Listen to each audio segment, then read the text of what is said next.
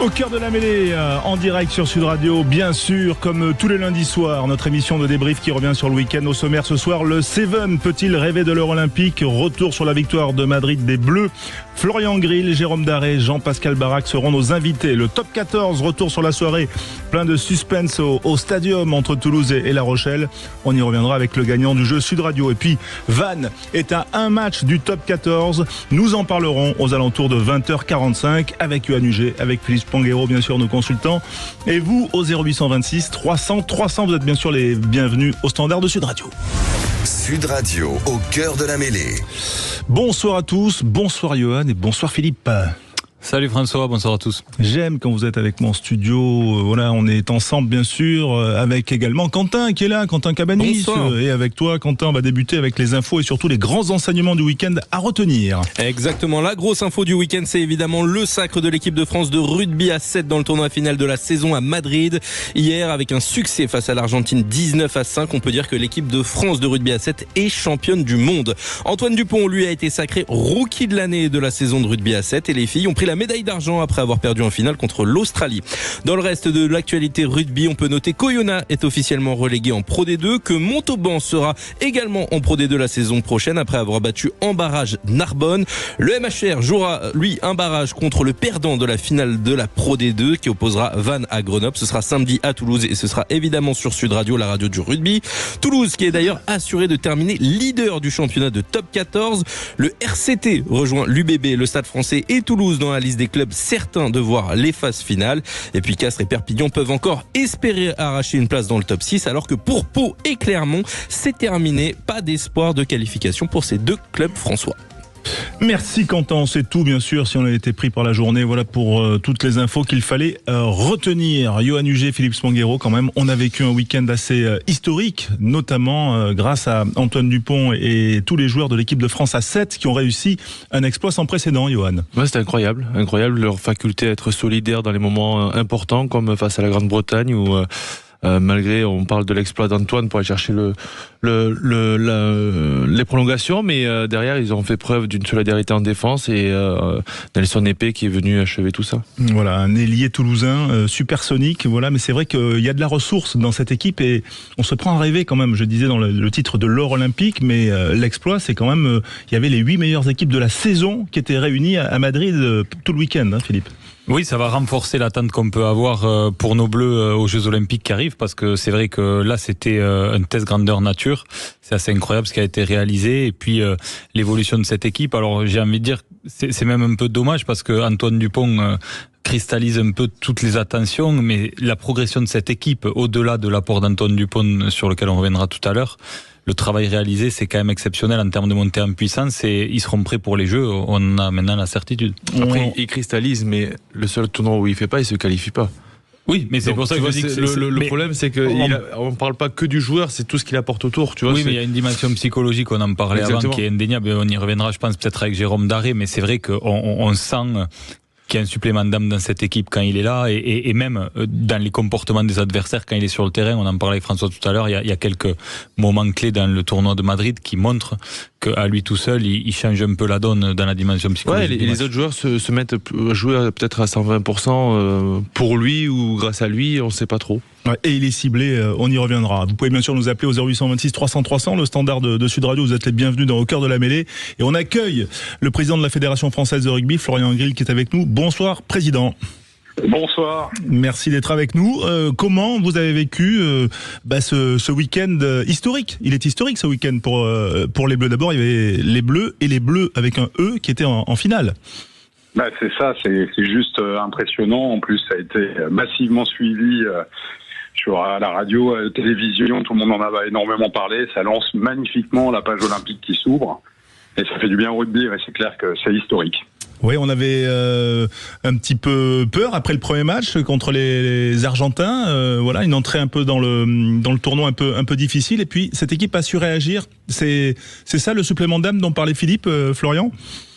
Alors je crois que le match contre les Argentins, ça devait être le deuxième. Ouais, il me semble que ça avait bien démarré. Au contraire, c'est l'équipe argentine, elle battait tout le monde. Et puis voilà, il y a eu cette finale exceptionnelle. Mais je pense que c'est surtout Jérôme qui va en parler. Moi, ce que je veux signaler, c'est qu'il y a effectivement un boulot exceptionnel, une masterclass en management, je le dis devant Jérôme qui est là, sur l'arrivée d'Antoine et la manière d'intégrer dans l'équipe. Moi, je suis très admiratif de ce volet-là, puis de tout le travail qui est fait au-delà de l'équipe, par le staff, par la DTN, par Jean-Marc Lermet aussi, qui est mon bras droit sur la partie niveau. Moi, je trouve qu'il y a un boulot considérable qui est fait et ça paye. On voit que le travail paye. Oui, Jérôme Daré qui est là, figurez-vous, en direct de Madrid, parce qu'il prolonge le séjour madrilène pour des réunions, et le sélectionneur, entraîneur de l'équipe de France A7 est avec nous en direct. Bonsoir Jérôme. Oui, bonsoir à tous, bonsoir président.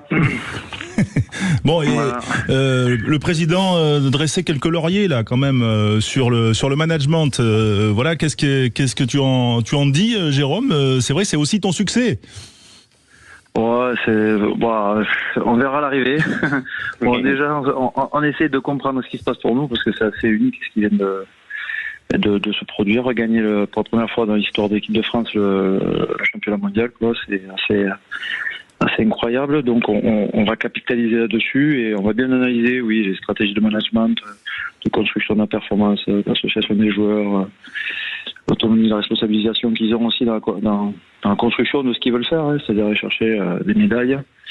J'ai entendu tout à l'heure, Antoine était avec nous, oui, sur les 2 médailles qu'on a eues cette année à Vancouver et à Los Angeles quand on a trouvé pour la première fois l'or depuis 2005.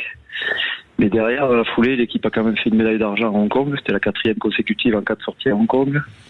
Donc c'est pas si mal. Et puis là, conclure comme ça avec le retour d'Antoine aussi parmi nous, après sa grande finale avec le Stade Toulousain une semaine avant, c'est plutôt bien. Voilà. Johan, peut-être pour Jérôme. Non, félicitations d'abord parce que c'est pas évident quand on voit les 8 équipes, les 7 sur le papier, mais ils avaient toutes leurs chances et durant, j'ai trouvé qu'il y avait eu une montée en puissance. Alors malgré la défaite contre l'Argentine, mais je les ai trouvés montés en puissance. Comment c'était pour juste gérer un peu cette finale, j'ai envie de te dire, vis-à-vis des autres joueurs? Est-ce que vous l'avez pris vraiment comme une finale de championnat du monde? On l'a pris comme une finale, on n'a pas pris comme une finale du championnat du monde, mais ça fait plusieurs finales qu'on joue maintenant depuis 3 ans.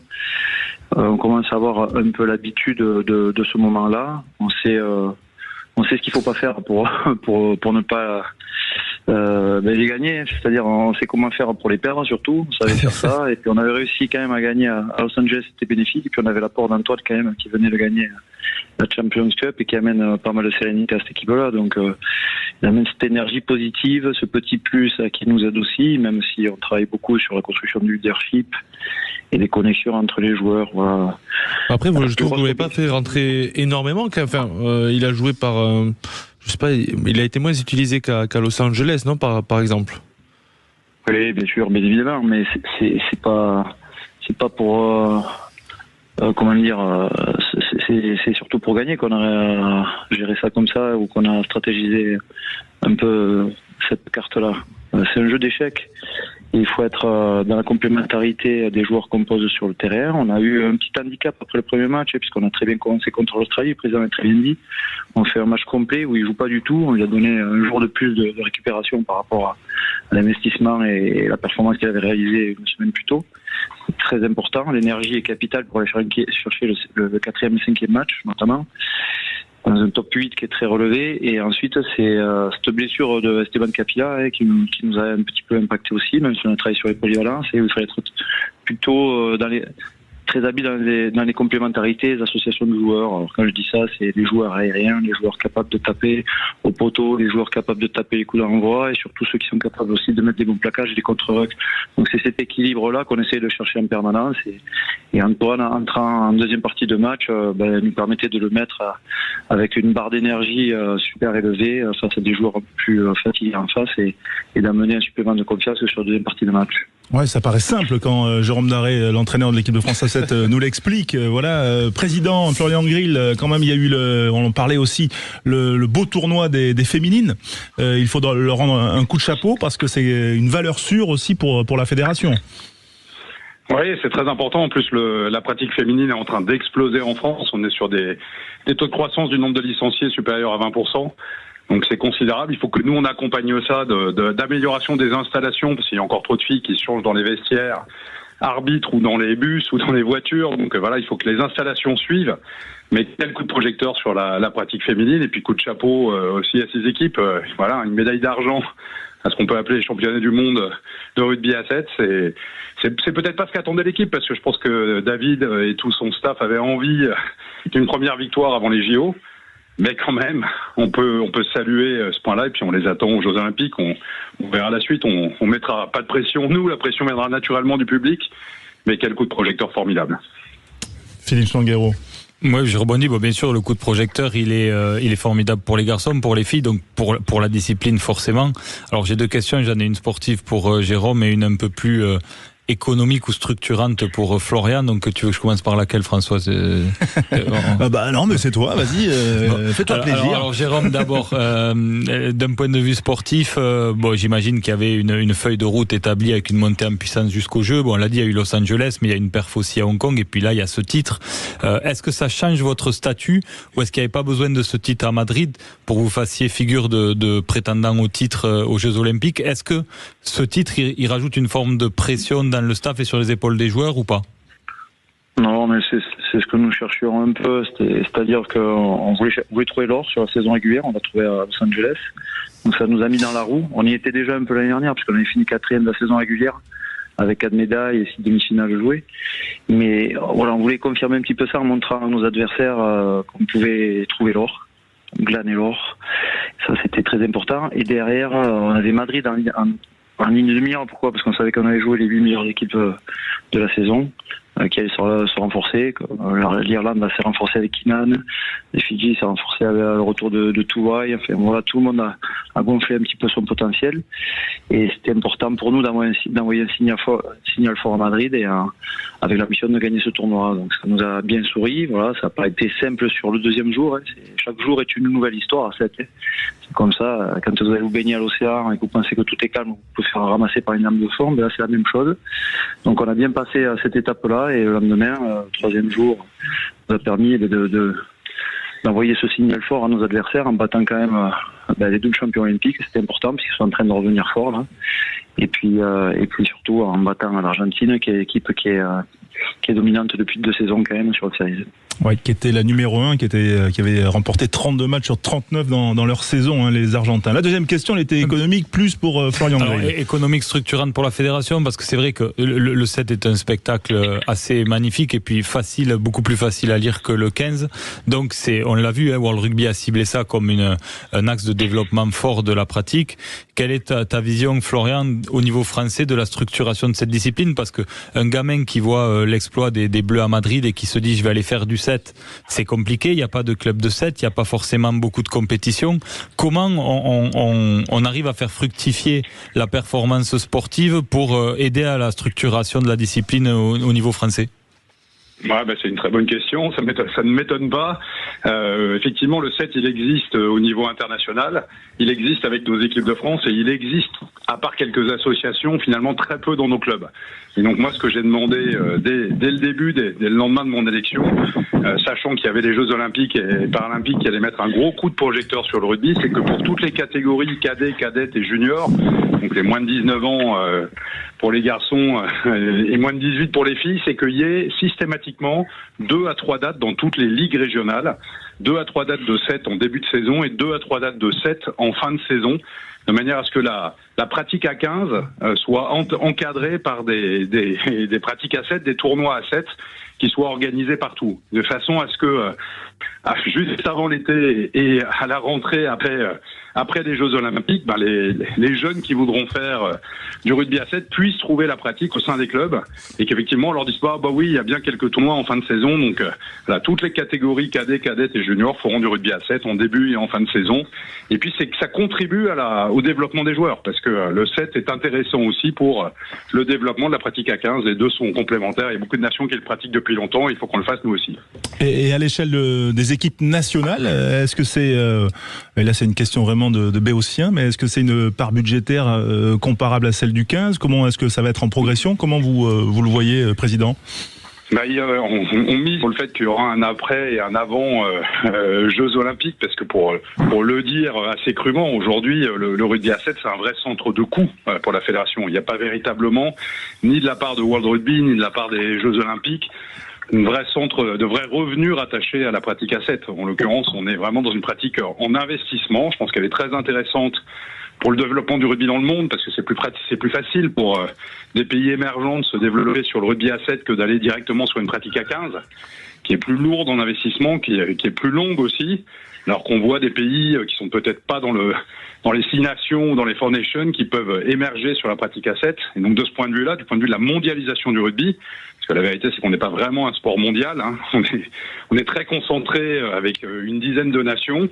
Et même s'il faut aider les nations du tiers 2, voilà, le 7 est intéressant, mais aujourd'hui c'est un investissement pour la Fédération française de rugby et c'est un investissement pour World Rugby également. C'est un investissement et c'est surtout très palpitant. On a l'impression quand même qu'on va avoir des jeux qui vont être extraordinaires dans ce Stade de France qui va accueillir quand même 80 000 personnes qui vont pouvoir voir ce spectacle qui est quand même une fête permanente. On va se retrouver dans un instant, messieurs. Petite pause.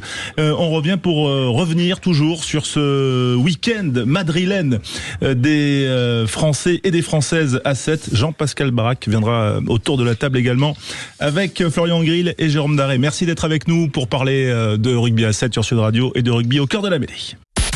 Sud Radio, au cœur de la mêlée, François Trio. Émission spéciale au cœur de la mêlée, Yoann Huget, Philippe Swanguero et vous les auditeurs au 0826 300 300. Nous parlons du rugby à 7, du sacre des Français à Madrid. On va le dire, un petit peu la Coupe du Monde du rugby à 7, les 8 meilleures équipes réunies pour la grande finale des World Series. Les Français l'ont emporté pour la première fois. Ces 2 tournois dans la même saison, ce n'était jamais arrivé. Pour en parler également, bien sûr, le président de la fédération, Florian Grill, Jérôme Daré, le sélectionneur de l'équipe de France et un des joueurs qui a donc soulevé le trophée hier, Jean-Pascal Baraque, qui est avec nous en direct. Avec nous en direct également par Zoom, donc on le voit sur l'appli, si vous vous connectez sur l'appli Sud Radio. Bonsoir Jean-Pascal. D'abord, est-ce que ça va ? Est-ce que la soirée n'a pas été trop dure quand même ? Bonsoir, oui, bonsoir. La soirée s'est bien passée. Après, en vrai, les matchs de 7, c'est vraiment épuisant. Donc, il y en a, ils ont réussi à aller jusqu'au bout de la nuit. Moi, je suis pas rentré trop tard, donc ça va. Vous avez vu le coucher du soleil ou le lever du soleil ? Les deux. Ouais, je pense. Ouais. T'es pas rentré le dernier, mais bon, t'es quand même rentré assez tard pour voir le lever du soleil, c'est bien. Ouais, on a changé d'horaire, le soleil se lève plus tôt, c'est pour ça. Ouais, c'est pour ça. Jean-Pascal fait partie des anciens de cette équipe de France à 7 et c'est dit avec beaucoup d'affection et de respect. Ça représente quoi sur ton échelle d'émotion dans ta carrière à 7 ? Une émotion vraiment très très grosse parce que moi ça faisait 8 ans vraiment que j'étais à temps plein, on va dire, à 7, même si ces dernières années elles étaient coupées avec le 15 et j'avais jamais gagné un titre, donc c'est vraiment un bel aboutissement et une grosse joie de soulever ce titre. Salut JP, félicitations pour ce titre. Je voulais juste, on discutait hors antenne pour savoir comment tu as fait pour t'adapter à cette saison notamment parce j'ai eu l'impression que tu n'avais jamais quitté le 7 quand tu es revenu à Madrid ce week-end et que tu as vraiment apporté cette plus-value notamment aussi avec tes jeux au pied. Tout simplement, j'ai continué à bosser quand même, même si j'ai pas eu la saison que j'aurais voulu à 15, mais à chaque fois, lorsque Jérôme m'a appelé ou je savais que j'allais intégrer les stages qu'on fait à Cabreton, avec les prépas du 7 et le prépa de Perpignan, je me rajoutais des sprints à la fin des séances ou des choses comme ça, quoi. Et après, on a la chance à Perpi d'avoir Jacques-Louis Podguiter, qui fait les jeux au pied et donc sur la fin, au lieu de travailler plus le but, je le faisais en drop plutôt que sur un tee. Ouais, c'est sérieux ce week-end. Histoire de revenir. Ouais, merci, c'est gentil, mais bon, des fois, je vais rien dire parce qu'à tout moment les prochaines je vais les louper alors. Juste tant que je vous ai vous trois, on se posait la question, c'est vraiment la Coupe du Monde, championnat du monde, qu'est-ce qu'on dit, c'est la finalisation Je savais pas trop. Ouais, en vrai, écoute, c'est un peu nouveau pour nous aussi. Apparemment, non, mais dis champion du monde, c'est tout, c'est classe. Ouais, c'est champion du monde, mais je crois que la Coupe du Monde à 7 va être remplacée par ce format en fait. Donc, on peut dire champion du monde. Ok. Ouais. Mais d'ailleurs, on va en parler avec Jérôme Daré parce que Jérôme, je disais, tu étais resté à Madrid, voilà, pour faire des réunions avec les autres entraîneurs des autres nations et sous l'égide bien sûr de World Rugby pour essayer d'imaginer le jeu de demain. Qu'est-ce qui se dit dans ces réunions et est-ce que cette formule va être conservée? Moi, pour le moment, je pense qu'elle va pas trop bouger, mais il y a beaucoup de réflexions autour de tout ça. Ce que je peux dire, c'est que le rugby à 7, c'est toujours le futur du rugby.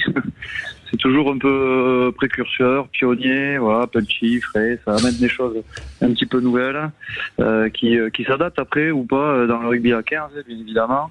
Mais voilà, il y a pas mal de discussions autour de ça, savoir qu'est-ce qui fait l'identité du 7 par rapport au 15, qu'est-ce qui pourrait se mêler dans un univers et dans l'autre. Donc il y a des questions autour des temps de jeu, de l'organisation des formats des compétitions, de l'évolution des règles, des explorations qu'on pourrait faire à ces niveaux-là. Et voilà, c'est pas mal de discussions très riches, très intéressantes et très enthousiasmantes et qui amènent beaucoup de créativité et d'imagination de la part de tous les acteurs qui sont présents. Parce qu'on a quand même les arbitres, on a tous les coachs bien sûr, les managers, il y a les médias sociaux qui sont là aussi pour réfléchir un petit peu à ce modèle qui a l'air de bien prendre et qui est en train de monter en puissance selon les informations que l'on a. Donc voilà, c'est tout ça qui se dessine et on verra les résultats qui seront à la sortie, mais voilà, on est dans une phase d'évolution encore et je pense que World Rugby a envie d'attirer de nouveaux publics, de nouvelles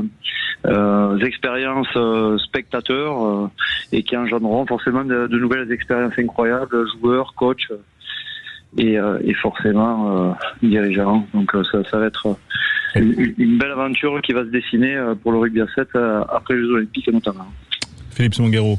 Ouais, Jérôme, et question pour toi, pour Florian aussi, et sans revenir à Antoine Dupont qui cannibalise un peu les discussions, mais c'est vrai que j'ai l'impression que ça élargit, le cas Antoine Dupont élargit le débat et peut permettre d'accélérer un peu les discussions. Après cette finale de Champions Cup, on a débriefé le match d'Antoine Dupont, on a dit non mais ça, cette façon de requer, c'est des attitudes du rugby à 7, lui-même a dit que le 7 lui avait apporté pour ça. Il y a en plus eu beaucoup de débats sur le fait qu'il abandonne le 15 pour aller à 7 et on voit avec quelle réussite aujourd'hui et on a l'impression que c'est très bien géré entre le staff de l'équipe de France et le staff toulousain où vous l'avez bien ménagé à Madrid et malgré tout il y a un succès. Mais au-delà de ça, vraiment dans les attitudes, on se dit aujourd'hui pour la première fois que des top players à 15 peuvent un peu jouer sur les deux tableaux pour venir accélérer cette médiatisation et la monétisation potentielle dont parlait Florian du 7. Est-ce que vous sentez que le cas Antoine Dupont peut faire accélérer tous ces sujets qui mettent du temps à émerger parce que comme tu le disais, c'est toujours le futur du rugby à 15 mais il manquait peut-être l'étincelle quoi. Je vais peut-être laisser Florian répondre parce qu'il m'a envoyé un petit indicateur de performance média tout à l'heure qui est intéressant à soulever peut-être. C'est ça, des formations professionnelles ça. Et en face, il y a les kilos euros à quoi ça correspond ou pas? Il y a pas encore de kilos euros, mais je l'ai dit au début, il y a 2 millions. Oui, il y a eu des pointes à 2,8 millions pour l'audience sur France 3 pour la télé. Il y a eu beaucoup aussi d'écoute à la radio et beaucoup aussi sur les réseaux sociaux. Donc voilà, c'est des choses qui sont intéressantes pour la médiatisation.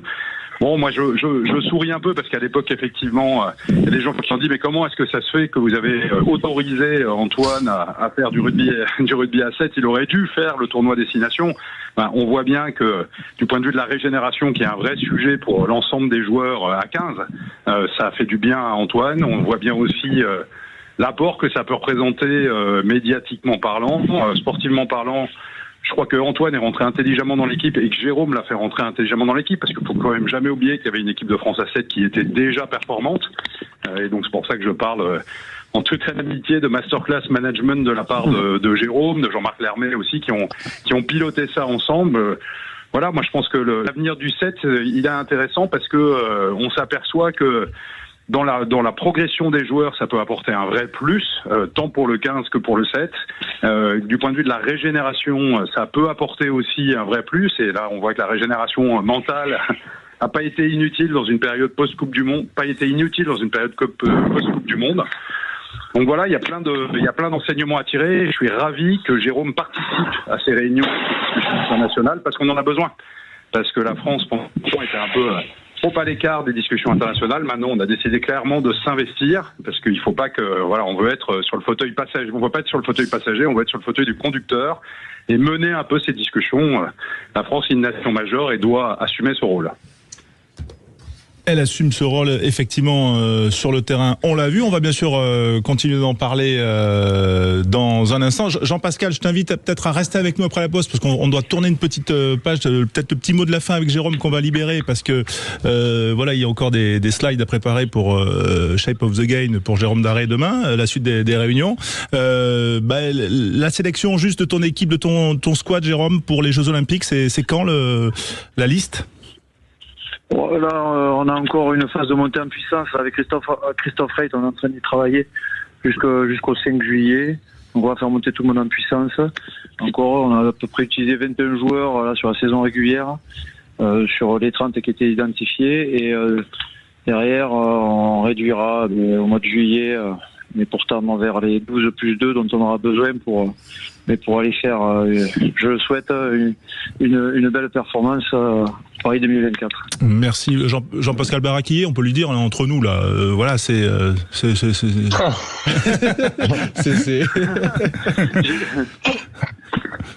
Bon, ok. JP, il a été très bon, il a fait un très bon tournoi, il a été très bon le jeu au pied, vous l'avez souligné. Et je voulais juste soulever aussi la performance de Paulin Riva, quand même, qui a enchaîné 5 matchs à 14 minutes et qui a été assez incroyable en tant que capitaine de cette équipe-là. Voilà, donc, et puis tous les autres joueurs, bien évidemment, où je suis très fier d'eux parce que ils ont été incroyables d'état d'esprit, incroyables de mise en progression. Ils ont réussi à faire le dos rond sur le deuxième jour et à passer cette étape-là et puis à conclure le troisième jour de la meilleure des façons en battant les doubles champions olympiques et Puma, comme vous avez pu le voir. Merci Jérôme Daré d'avoir été avec nous. Merci Florian Grill, président de la Fédération française de rugby, d'avoir été avec nous sur Sud Radio. Allez, on garde encore en prolongation dans quelques instants Jean-Pascal Barac pour parler à la fois de Seven et un peu de Top 14. À tout de suite sur Sud Radio. On se retrouve dans Au cœur de la mêlée. Vous pouvez nous appeler au 0826 300 300. Sud Radio, au cœur de la mêlée, François Trio. Au cœur de la mêlée avec vous au 0826 300 300 pour revenir sur ce grand week-end rugby. On a parlé du Seven et on va continuer encore quelques instants avec Jean-Pascal Barac, notre invité, membre de l'équipe de France A7 et toujours de celle du Perpignan en Top 14. Jean-Pascal, on parlait de ces allers-retours entre le 7 et le 15. C'est plus facile d'aller dans quel sens? Du 15 vers le 7 ou l'inverse? C'est plus facile d'aller du 7 vers le 15. Parce que physiquement, on se sent vraiment en forme. Puis des fois, on a même tendance à un peu s'ennuyer sur le terrain, suivant les positions. Et tandis que si on fait l'inverse, du 15 vers le 7, on peut se sentir un peu explosif, on va dire, sur les 10-20 premiers mètres. Mais après, c'est dur d'enchaîner toutes les tâches, vu que c'est que des tâches en quelque sorte à haute intensité. Et souvent on a les cannes qui explosent ou le cardio, donc comment on va dire, le transfert se fait plus facile du 7 vers le 15. Ouais, le 7 vers le 15, là quand on est à Perpignan, qu'on joue pas beaucoup dans une saison comme celle-ci pour toi, Jean-Pascal, est-ce que d'aller à Madrid ça a été un peu une bouffée d'oxygène? Ouais, bien sûr, c'est vrai que j'ai pas eu la saison que je voulais, puis le 7 m'a toujours permis un peu de m'aérer la tête aussi parce que c'est du rugby, mais on voit les choses autrement. Lorsqu'on a un tournoi, franchement, je souhaite à tout le monde vivre un tournoi, c'est exceptionnel. Je trouve l'ambiance, l'événement, et tout est organisé pour que ça soit festif. Et nous, sur le terrain, on se donne à fond. Donc, moi, ce que j'aime bien avec le 7, c'est que tu sais pourquoi tu t'entraînes dur, en fait. Sur le terrain, ça va être vulgaire, on dit t'en chies, mais à l'entraînement, t'as bien bossé pour pouvoir essayer de moins, moins subir le plus, de moins subir, ouais. Donc au moins tu sais pourquoi tu t'entraînes, quoi. Des fois à 15 t'as l'impression que c'est un peu répétitif ou tu fais de l'entretien, parce que là à 7 tu t'affûtes et souvent dans une prépa du 7 tu perds 2-3 kilos parce que le corps s'adapte. Et toi, Jean-Pascal, du coup, comment tu vois la suite? Parce que j'imagine que maintenant le rugby à 7, c'est conditionné aussi par les périodes de JO. Donc toi, est-ce que tu es en fin de contrat à Perpignan là? Est-ce qu'après tu te focalises uniquement sur le 7? Tu veux continuer à faire les deux? T'en es où perso? Non, moi il me reste encore un an à Perpignan après. Ok. Donc moi, vu que je jouais pas trop, j'ai eu une discussion avec Franck et je lui ai dit de toute façon je sais que l'équipe là tournera pas trop, etc. Donc voilà, moi ma fin je la vise plus avec le 7, donc c'est à partir de ce moment-là que j'ai commencé à travailler un peu plus à la fin des entraînements, etc.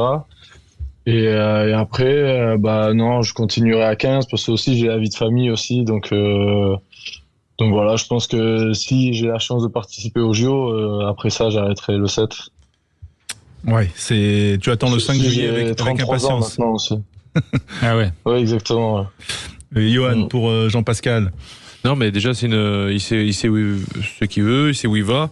Et alors, l'expérience JO va être située avec, on prend des pincettes, bien sûr, mais du coup, tu louperas le début de saison avec Perpignan. T'as pas peur de rentrer dans un schéma où tu vas arriver plus en retard que les autres, et même si tu seras très affûté. Ouais, ce que je me dis, c'est que si je fais la prépa et que malheureusement je suis pas pris au JO, au moins je serai affûté et je serai prêt à jouer, ou je pense que je serai en avance par rapport à mes partenaires sur la prépa. Et après, si je participe aux JO, les JO, je crois qu'ils se déroulent le 24. Nous, ça se finit peut-être le 24, je crois, juillet.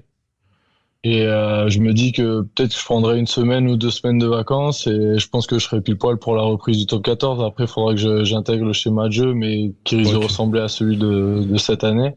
Donc, je pense pas que je partirai avec beaucoup de retard, quoi. Et là, juste une petite dernière question concernant tes collègues de l'USAP. Tu les penses capables de faire le coup à Pau?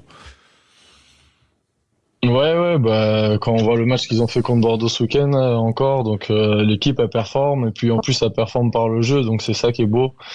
Et donc pourquoi pas faire une belle perf à Pau, mais même si j'ai un gros respect pour cette équipe, mais bon, on veut tous gagner, donc voilà, je pense que on va tous y aller. Enfin, l'USAP va y aller pour gagner et pour vivre une belle histoire, et qu'elle s'arrête le plus tard possible. Ouais, l'USAP 7e, 58 points. Voilà, 3 points de moins que le Racing 61. C'est dire quand même qu'il y a effectivement un coup à jouer. Comment tu l'as vécu justement cet hiver, toi, Jean-Pascal, au cœur de l'USAP, où ça marchait pas trop au début. Voilà, l'équipe s'est quand même obstinée à jouer et rester sur sa ligne, et le récolte aujourd'hui. Il récolte les fruits de cette politique, ou en tout cas de ce choix. C'est lié à quoi? À Franck Azema, par exemple? Ouais, et même à David Marty qui prône le jeu aussi aux entraînements, qui nous laisse pas mal de liberté tout en gardant un schéma de jeu. C'est vrai que sur le début de saison, les 3 premiers matchs, on est un peu passé au travers, donc ça a été un peu compliqué. Et c'est vrai qu'on aurait pu resserrer le jeu, mais au final, on va dire que derrière, on n'est pas l'équipe la plus costaud. Parce qu'à ce moment-là, je crois qu'on avait Nakalevu qui était blessé. Et bon, après, on a Tavité qui fait une énorme saison cette année. Mais ouais, donc je pense qu'on était plus basé sur l'évitement que sur le frontal. Et je pense que c'est un jeu qui nous appartient et qui nous va bien. Puis surtout, je pense qu'aussi, on a très bien bossé cet été. Je crois même que c'était l'une de mes plus dures prépas à 15. Donc je pense que les avants étaient prêts à courir un peu partout pour pouvoir jouer ce jeu qu'on propose. Une prépa à 15, c'est rien par rapport à une prépa à 7? Ah, c'est différent parce que je veux pas critiquer, mais ouais, c'est différent, je veux dire. Faudrait pas énerver un préparateur physique pour la saison prochaine, quoi. Sur la phase retour, l'USAP est second. Non, ça après. Ouais. Sur la phase retour, second, là, l'USAP, je crois. C'est ça, exactement. Second, l'USAP sur la phase retour. On rappelle quand même les enjeux de cette dernière journée qu'on vivra samedi soir. Le multiplex, bien sûr. Il y a la possibilité de voir Castres aussi qui se déplace à Bayonne, rentrer dans la course à la qualification. Bordeaux-Bègles recevra Oyonnax. Clermont accueillera Montpellier. La Rochelle, Racing, match phare. Et puis Lyon-Toulouse, Stade Français, Toulon également. Et Pau, Perpignan. Comment tu vois cette course à la 6e place, toi, Jean-Pascal, en toute objectivité? Ouais, après, franchement, cette année, c'est la guerre. J'ai l'impression, bon, comme un peu cette année, mais je trouve que cette année, le niveau, c'est encore plus, est encore plus serré. Et donc, j'ai l'impression que tout le monde peut battre n'importe qui. Donc là, ça va être que le meilleur gagne. Franchement, je peux pas m'avancer parce que, je sais pas, c'est trop compliqué. Après, c'est sûr que pour le dernier match, les équipes qui jouent à la maison sont peut-être un peu plus avantagées. Mais bon, on voit qu'il y a eu pas mal de victoires à l'extérieur cette année. Donc voilà, va falloir, je pense, jouer et ne pas se préoccuper des autres. Voilà, jouer à fond également sur le 0826 300 300. Fabrice Doloron qui nous appelle et que l'on salue. Bonsoir Fabrice. Bonsoir. Merci d'être avec nous. Qu'est-ce que vous retenez du week-end? Plutôt top 14 ou plutôt 7, Fabrice? Pour être franc, plutôt top 14. Ouais. Qui est passionnant, qui continue d'être passionnant et qui va l'être jusqu'au bout. Et petit clin d'œil à votre invité, justement, je crois que le match où il faut être samedi soir, c'est au Hameau. Ouais. Bon, on y sera sur Sud Radio, ne vous inquiétez pas, on y sera. Je sais bien, on y compte bien. Non, je pense que c'est un petit peu un huitième de finale, quoi, déguisé, quoi, entre deux équipes qu'on n'attendait pas forcément en début de saison. Et puis qui sont là, quoi. Et je pense que le spectacle sera là. Il va y avoir du grand spectacle, je pense. Et je pense que petite larmichette pour les Racingmen parce que ils seront pas dans les 6. Ça c'est pour être gentil avec Jean-Pascal. Mais enfin, Fabrice, quand on est Doloron, on voit plutôt Pau, j'imagine. Ah ben non, on voit plutôt Pau. Moi aucune des deux équipes est mon équipe de cœur, on va être franc. Par contre, moi j'aime beaucoup, j'admire depuis plusieurs saisons cette équipe de l'USAP qui a les dernières saisons jouait toujours pour ne pas descendre, et au lieu de jouer avec le frein à main comme toute équipe qui joue sa peau à chaque match, c'est toujours sauvé par le jeu, avec de l'audace, avec du panache. Et ça, moi, je dois dire que je suis admiratif. Ça, je suis admiratif parce que quand on est comme ça, en bas de tableau, que chaque semaine, on bataille entre la 12e et 13e place, et que on s'en sort par le jeu, ben, je vais être franc, je suis ravi de ce qui leur arrive cette année. Vraiment, c'est mérité. C'est une bouffée d'oxygène. Ils apportent un bol d'air frais dans ce top 14, et ben ouais, ça me déplairait pas de les voir décrocher une place dans le top 6, vraiment par rapport à tout ça, quoi. Ça veut dire qu'on gagne à Pau alors. Mais avant le match à Montpellier, on n'était pas sûr, hein, c'était pas sûr, hein. Pourtant vous l'avez fait, hein. C'est vrai. Ouais. Et Jean-Pascal, t'es pas resté avec nous pour rien, on va te libérer quand même, voilà. Mais c'est vrai que il est sympa le témoignage de Fabrice Doloron quand même, qui est un Béarnais et qui quand même voit plutôt d'un bon œil. C'est l'esprit rugby, ça. Tu sais, ça c'est le bon esprit rugby, hein, JP. Ouais, bah c'est ça qu'on aime, c'est que le rugby au final, sur le terrain, bien sûr, on se rentre dedans, etc. Mais après, avec tous les joueurs, même à 7, hein, franchement, on se retrouve beaucoup les autres nations, que ça soit en soirée du coup, ou après au self, parce qu'en fait à 7, ce qu'il faut savoir, c'est que toutes les équipes sont dans le même hôtel, donc on mange tous dans un grand self, donc forcément on se croise, et c'est ça qui est plaisant, moi je trouve. On a vu qu'il y avait de bonnes relations avec les Argentins en fin de match. Ouais, surtout en fin de match, ouais. Ouais, très bonne, très bonne. Après, si je peux me permettre, Jean-Pascal, j'en profite parce que, et c'est pas pour ça que j'ai dit ça, mais j'ai une petite anecdote par rapport à toi. On s'est croisés il y a quelques années de ça, sur la côte basque, et il avait pris le temps de prendre mon pitchoun dans les bras pour faire une photo avec lui. Ah, ça va. C'est une bonne anecdote. Parce que moi j'ai une anecdote à Hong Kong et c'est pas du tout la même. Mais non, c'est pas vrai ça. Bon, mais c'est sympa en tout cas. Non, mais coup de chapeau, et il y a que dans le rugby qu'on voit ça aussi. Ouais, je tiens à le dire. Voilà. Bravo Jean-Pascal. C'est vrai. Et c'est vrai aussi que l'ambiance un peu du circuit, hein, du set est assez, on va dire spéciale, hein, avec toutes les équipes ensemble, les filles, les garçons. Et c'est vrai qu'il y a une bonne ambiance. Et c'est pour ça que c'était étonnant de voir les tensions hier en fin de match, parce qu'après tout de suite, dès que le coup de sifflet final a été donné, bon, vous êtes revenu à discuter à peu près normalement. Le dossier est ouvert avec les Argentins pour les JO ou pas, JP? Ouais, je pense que c'est les Argentins, c'est des chambreurs, donc moi je les aime bien, il y en a dans mon club en plus, donc on aime bien chambrer, mais je pense que si c'était eux qui avaient gagné, ils auraient fait bien pire, donc voilà, on va pas s'excuser parce que c'est mérité, mais c'est du rugby. Après, qu'est-ce qui s'est passé exactement, Jean-Pascal? Personne ne sait se battre. On n'a pas vu. Il y a Paulin Riva qui fait un déblayage ciblé, on va dire. Ah. Sur Isgros, mais qui est à la loyale. Et je pense qu'avec la fatigue et le manque de lucidité sur la fin, il lui met une cathédrale. Et je crois qu'après, ça s'est un peu envenimé quand ça s'est serré les mains. Et bon, après, là, c'est feu. Hein, ouais. Et on voit. Mais bon, au final, il se passe jamais rien. Ouais.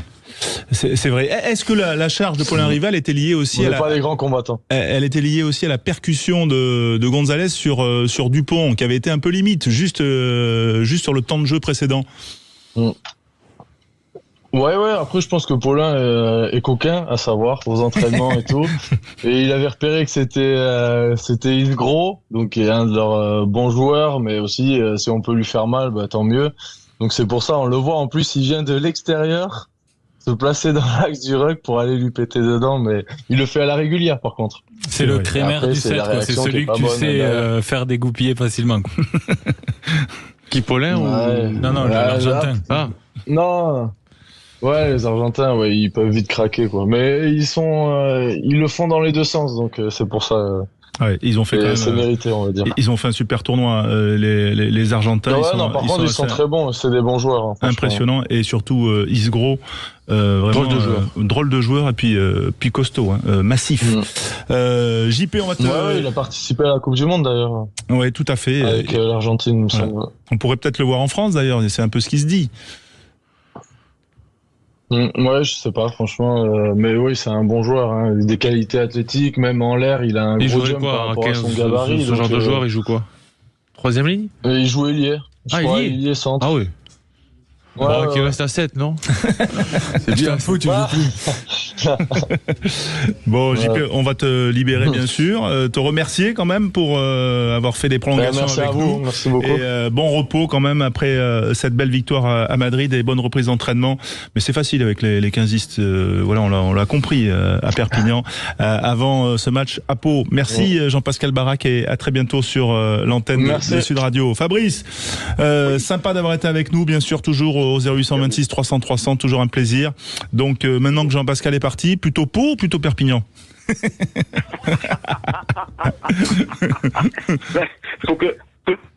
Faut que je reste un petit chez moi, quoi. Donc, il y a des règlements de compte qui se préparent, sinon. Je m'en fous, moi je suis pas au Stade Toulousain. Alors. Ouais, mais bon, tu as bon goût, Fabrice, tu as bon goût. Non, mais je pense que ça en tout cas, ça va être un match où l'offensive va primer. Je pense vraiment qu'il va y avoir du spectacle. Je pense que on va assister à un gros match. Je pense. Bon. Ça c'est certain. Et l'issue est vraiment incertaine. Vraiment. Ça c'est pas que je veux pas me mouiller, mais c'est deux équipes qui jouent. Donc ça va être joué. Et à la 6e place, vous voyez qui? C'est ça le plus important. Je vais vous dire, c'est une équipe qui commence par P qui devrait l'emporter, à mon avis. D'accord, voilà, ça c'est une bonne information. On a compris en tout cas que le Racing ne devrait pas y être selon Fabrice. Mais on suivra ça sur Sud Radio, bien sûr. Certain, il a dit. Ce week-end, comme on suivra la Pro D2 dans un instant. Justement, gros plan sur Vannes qui a fait l'exploit et qui disputera la finale. Vannes qui a battu Béziers. Maxime Lafage sera avec nous en direct sur Sud Radio. Restez bien avec nous et appelez-nous au 0826 300 300. Merci Fabrice. Sud Radio, au cœur de la mêlée, François Trio. Avec Yoann Huget, Philippe Songuero et vous, les amateurs de rugby au cœur de la mêlée, 0826 300 300, place à la Pro D2. Et Vannes qui est à une marche du top 14. Oui, le club du Morbihan qui a battu Béziers en demi-finale 27-21. Et pour en parler, Maxime Lafage, son numéro 10 avec nous. Bonsoir Maxime. Bonsoir à tous. Merci d'être avec nous. Bon, comment a été la fête, ou en tout cas l'après-victoire face à Béziers, pardon, pas à Berbizier, Pierre, que l'on salue. Mais comment vous avez vécu ça? Parce que c'est un peu une première dans le Morbihan, donc à Vannes. Ouais, c'était une soirée magique. On a bien profité. On a profité avec les supporters qui étaient vraiment heureux aux anges. Mais encore une fois, voilà, on a vite basculé sur cette finale qui est certes une première pour le club, mais on a vraiment envie de la gagner. Ouais, parce que là, il y avait eu 3 demi-finales perdues auparavant, et celle-là, elle est passée, et elle n'a pas été facile quand même, Maxime. Hein. Non, on n'a pas livré notre meilleur rugby. Je pense qu'on a peut-être un peu pu balbuter notre rugby. On a eu beaucoup à l'en tomber. On n'a pas su tenir le ballon, et en face, on avait quand même une belle équipe de Béziers qui fait une saison incroyable. Et non, on n'a pas été à notre niveau, mais bon, l'essentiel c'était de gagner, de franchir cette étape pour le club qui était un peu, cette demi-finale, c'était un peu le plafond de verre du club, donc c'est une bonne chose d'avoir gagné et d'avoir accédé à cette finale. Yoann Huget. Oui, bravo Maxime pour cette demi, parce que je pense qu'il y avait une énorme pression sur vos épaules. Comme tu le dis, c'est votre première finale, mais vous avez quand même été devant depuis de nombreuses années. On vous attend au tournant avec beaucoup d'annonces sur le fait que vous vouliez accéder au top 14 avec ce beau public, les infrastructures qui se développent chez vous. Est-ce que tu as ressenti cette pression durant toute la semaine avec cette peur de gagner? On a l'impression que vous avez quand je vous ai vu démarrer ce match. Ouais, honnêtement, il y avait une certaine pression.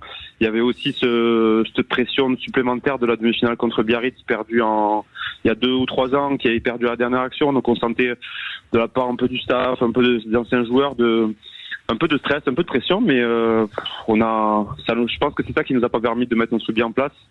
Et encore une fois, ouais, je sais que le club a beaucoup d'ambition, et c'était important de gagner ce match malgré les conditions. C'était important de passer ce cap, et maintenant on espère pouvoir faire grandir encore ce club qui le mérite, je pense. Et là vous arrivez en finale en tant que quel statut? Outsider parce qu'il y a l'ogre grenoblois peut-être en face qui est sur une bonne dynamique aussi comme vous, donc Ouais, pour moi on est quand même en statut d'outsider, parce que quand même Grenoble a cette expérience. Ils étaient quand même là l'année dernière à ce niveau du championnat en finale à Toulouse, donc ils ont des joueurs peut-être plus expérimentés, mais encore une fois, je pense que tu sais ce que c'est. Sur une finale, tout peut se passer. En tout cas, on donnera tout. J'espère qu'on aura énormément de public qui va pouvoir venir à Toulouse, je l'espère. Mais ce qui est sûr, c'est qu'on donnera tout. Philippe Songuero pour Maxime Lafage. Maxime Mossor, ça a été un match compliqué contre la SBH, et je me posais la question, moi, avant ces matchs, de finalement la difficulté de pas passer par la phase barrage, parce que finalement, on a senti dans les 2 matchs de demi-finale que ceux qui recevaient ont été en difficulté par l'opposition bien sûr, mais aussi j'ai eu l'impression par manque de rythme. Est-ce que ça y est, ce match vous a permis aussi de vous remettre au niveau? Est-ce que tu l'as ressenti comme ça toi aussi, cette petite baisse de régime, ou au contraire s'éviter les barrages vous a permis de vous régénérer? Ouais, complètement. Je pense qu'on a cette remise en compétition nous a fait le plus grand bien, que ce soit dans les têtes ou dans le corps. Je pense qu'en plus on avait fait un peu tourner l'effectif pour le dernier match, donc pour certains on n'avait pas joué depuis à peu près 3 semaines, donc c'était important de vite revenir à la compétition, d'avoir du contact réel tout simplement, et je pense qu'on l'a senti dès le début du match. Mais je sens que plus le match avançait, plus on était bien dans le contact, on était de plus en plus en rythme dans le match, et je pense que là on est à point, on va dire, pour la finale.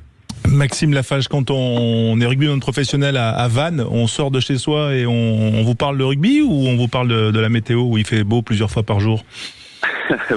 Finalement, on nous parle de plus en plus de rugby. C'est vrai que moi, c'est ma 2e saison ici, mais je suis impressionné de l'engouement quand même rugbystique qu'il y a ici. On est vachement suivi. Je pense que vous l'avez vu à la télé pour la demi-finale. C'était une arrivée sur le port incroyable, et on s'imagine déjà, si jamais il y a un titre, ça peut être vraiment exceptionnel, à l'image d'un peu de La Rochelle sur le port. Mais c'est sûr que l'engouement ici est monstrueux, et je trouve qu'il grandit de match en match, d'année en année, et j'espère que ça va continuer à grandir. Et encore une fois, en plus, on a du soleil en ce moment, donc c'est magnifique. Ouais, mais l'eau est 2 degrés plus fraîche qu'à La Rochelle. Hein. Et voilà, mais le stade est tout proche du port, donc ça c'est quand même sympa. Oui, il y a une attente. Oui, vous le sentez là. Tout le monde rêve de top 14. Vous en parlez, entre vous, j'imagine, mais dans la ville et peut-être dans les médias locaux. Ça parlait surtout quand même d'une finale, d'accéder à une finale, que c'est historique pour le club. Mais on sent que maintenant qu'on est en finale, bien sûr que tout le monde est derrière nous, que tout le monde, le club souhaite monter en top 14, que les supporters souhaitent monter en top 14, souhaitent recevoir des équipes comme le Stade Toulousain. Ça serait exceptionnel pour la ville, pour la région, et ça serait une belle image pour le club de jouer au plus haut niveau, encore une fois, où c'est une région qui a quand même pas mal de football. Donc ce serait énorme, je pense, pour le club, pour la région et pour tout le rugby en général de faire monter ce club. Oui, si on regarde les stats de la saison, Grenoble, c'est pas votre adversaire favori. Non, c'est pas du tout. Même on a perdu 2 fois contre eux cette saison, mais encore une fois sur une finale, tout peut se passer et on va bien bosser cette semaine, bien analyser les matchs qu'on a pu faire contre eux, revoir un peu les petits détails qui n'ont pas fonctionné sur la demi-finale. Et et j'espère qu'il y aura une victoire au bout. Voilà, et puis le Toulousain de naissance que vous êtes, et que tu es, a forcément envie de briller à Toulouse. Là c'est vraiment terrain neutre pour les Grenoblois et Vanté. Je sais pas, c'est quasiment l'autre bout du monde. Ouais. vous avez quoi, 8 heures de bus et eux ils en ont, c'est pareil. Pareil. Ouais, à peu près, je crois. Ouais. Mais c'est sûr que moi, revenir à Toulouse, la ville où je suis né, avec devant, il y aura toute ma famille, tous mes amis, donc ça va être, quoi qu'il arrive, ce sera un bon moment et une belle fête pour moi, et j'espère qu'elle sera encore plus exceptionnelle à la fin. Bon, on vous le souhaite. Vous partez quand ? C'est quoi le programme de la semaine pour le finaliste Vanté de cette Pro D2 ? On s'entraîne aujourd'hui, demain, mercredi, une petite journée off, et après on prendra la direction de Toulouse en avion, de Nantes, on partira jeudi en fin d'après-midi. Bon, on a mis les moyens du côté du RCV pour vous mettre dans les meilleures conditions et obtenir quand même cette montée que les deux clubs méritent, mais que c'est vrai que ça serait assez insolite ou en tout cas pittoresque et bien pour la croissance et le développement du rugby que le top 14 arrive dans le Morbihan. Bien sûr, il y a déjà un grand club aussi qui est en train de se construire avec Rennes, qui a pris un peu plus de retard, mais Vannes est déjà prêt, on a l'impression, depuis quelques années. Alors ils se font quelques crocs en jambes, notamment il y a 2 ans face à Biarritz où ils étaient vraiment prêts, on les sentait très favoris. Bon, comme quoi dans le sport il faut avancer à pas feutrer. Ils l'ont très bien fait cette année et j'espère que, vu leur saison, de toute façon je pense que c'est 50-50, mais il y a un petit goût de fraîcheur quand même pour Vannes où les Grenoblois ont dû cravacher pour revenir justement du fin fond du classement avec ses 8 points de retard. Ouais, puis c'est pas l'heure d'en parler, mais après il restera une cartouche à tirer pour l'Access Match et on voit qu'il est souvent aussi favorable aux équipes de Pro D2 qui sont sur la dynamique, donc Vannes de toute façon a structuré peut-être un match, quelqu'un un match à domicile quoi. Voilà, et en tous les cas les bases sont solides et ce club s'y montait en top 14 après avoir passé cette première année qui est toujours très délicate d'adaptation aurait de quoi trouver un modèle et en effet ce serait très bien pour le développement du rugby. Maxime Lafage, on vous souhaite bonne chance.